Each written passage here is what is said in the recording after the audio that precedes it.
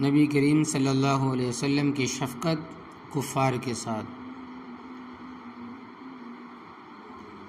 نبی کریم صلی اللہ علیہ وسلم نے کفار کے ساتھ ہمیشہ شفقت کا معاملہ فرمایا ہے۔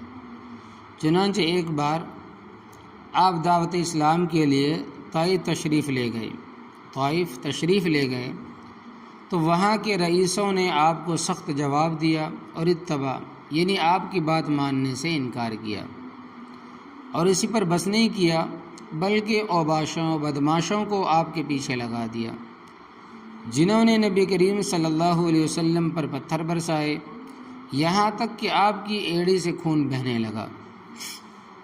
اس وقت غضب الہی جوش میں آیا اور حق تعالیٰ کے حکم سے حضرت جبرائیل علیہ السلام ملک الجبال پہاڑوں کے فرشتوں کو ساتھ لے کر حاضر ہوئے اور فرمایا، اے محمد صلی اللہ علیہ وسلم، حق تعالیٰ نے آپ کی قوم کا جواب سنا اور ان کا معاملہ آپ کے ساتھ دیکھا۔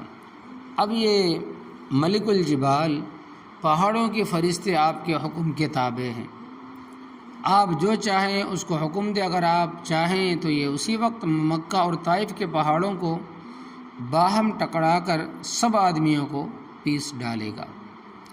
صاحبو، تم دنیا کے محکموں کو کیا کہتے ہو؟ حق تعالیٰ کے یہاں ہر چیز کا محکمہ ہے، پہاڑوں کو بھی ایک محکمہ ہے جس پر فرشتے مقرر ہیں اور پہاڑ ان کے حکم کے تابع ہیں۔ جب اللہ تبارک و تعالیٰ چاہتے ہیں فرشتے پہاڑوں کو ہلا دیتے ہیں جس سے زلزلہ آ جاتا ہے، بعض پہاڑ پھٹ جاتے ہیں، کسی سے چشمے ابلنے لگتے ہیں، اسی طرح ہوا کا ایک محکمہ، اس پر بھی فرشتے مقرر ہے، پانی کا بھی ایک محکمہ ہے۔ غرض ملک الجبال حاضر ہوا اور اس نے عرض کیا کہ یا رسول اللہ صلی اللہ علیہ وسلم، میں آپ کے حکم کے تابع ہوں، جو چاہے حکم دے دیجئے، اگر آپ چاہیں تو میں پہاڑوں کو آپس میں ٹکرا کر ان سب کافروں کو پیش ڈالوں جنہوں نے آپ کے ساتھ ایسا معاملہ کیا ہے۔ نبی کریم صلی اللہ علیہ وسلم نے فرمایا کہ مجھے اور میری قوم کو چھوڑ دو، میں جانوں اور وہ مجھے جانیں۔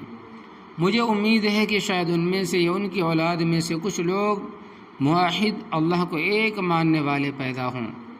پھر خدا تعالیٰ سے عرض کیا کہ خداوندہ، ان کی ہلاکت سے کیا نفع، میں تو چاہتا ہوں کہ آپ ان کی آنکھیں کھول دے تاکہ وہ مجھ کو پہچان لے۔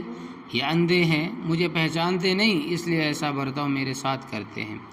ربی اہد قومی فإنہم لا یعلمون کا مطلب یہی ہے کہ نبی کریم صلی اللہ علیہ وسلم کی شفقت تو دشمنوں پر بھی اس قدر تھی، اور دشمن بھی کیسے، جو دن رات تکلیفیں دیتے تھے، اور افسوس ہے کہ ہم کو اپنے احباب سے بھی اس قدر شفقت نہیں۔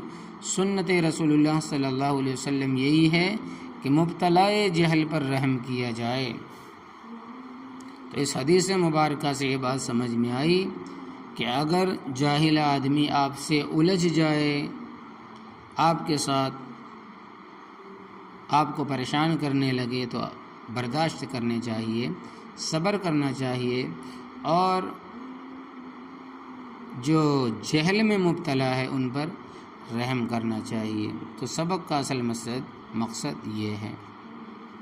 تو ہمیں چاہیے کہ ہم ایسے عمل اپنائیں۔